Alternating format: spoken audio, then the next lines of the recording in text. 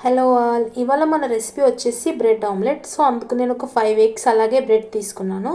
Chop చేసిన ఆనియన్లో కారం, అలాగే పచ్చి ధనియా పౌడర్, వేయించిన ధనియా పౌడర్, అలాగే కొంచెం టేస్ట్కి తగ్గట్టుగా అల్లం.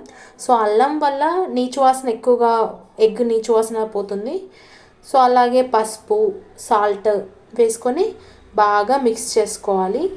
ఆఫ్టర్ దట్ మనం తీసుకున్న ఎగ్స్ 5 ఎగ్స్ తీసుకున్నాను నేను. సో 5 ఎగ్స్ వేసుకొని నా దగ్గర ఉన్న బీటర్ తోటి మంచిగా బీట్ చేసుకోవాలి. సో నేను చూపిస్తున్నట్టుగా ఎగ్ వైట్ అలాగే ఎల్లో అంతా కలిసేలాగా బాగా బీట్ చేసుకోవాలి.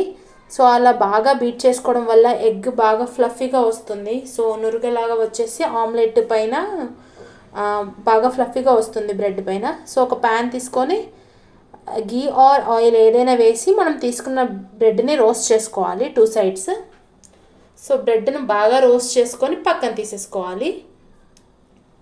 సో బ్రెడ్ రోస్ట్ అయిన తర్వాత మళ్ళీ అదే ప్యాన్ మీద బ్రెడ్ని 2 సైడ్స్ మంచిగా డిప్ చేసి ప్యాన్ మీద వేసుకోవాలి. సో నేను ఇక్కడ 2 బ్రెడ్స్ తీసుకుంటున్నాను ఎట్ ఏ టైం. సో బ్రెడ్ని బాగా డిప్ చేయడం వల్ల కారం ఉప్పు అంతా బ్రెడ్కి లోపల దాకా పోతుంది.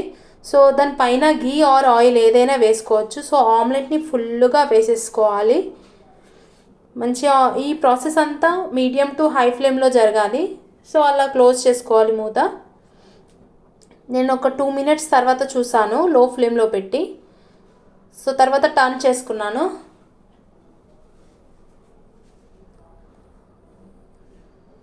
చూడండి ఎంత బాగా పొంగిందో, సో ఎంత బాగా రోస్ట్ అయిందో, చాలా మంచిగా రోస్ట్ అయింది.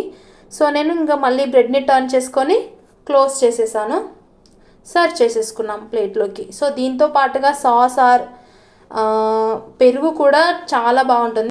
ఈ వీక్ మీరు కూడా మీ ఇంట్లో ట్రై చేయండి.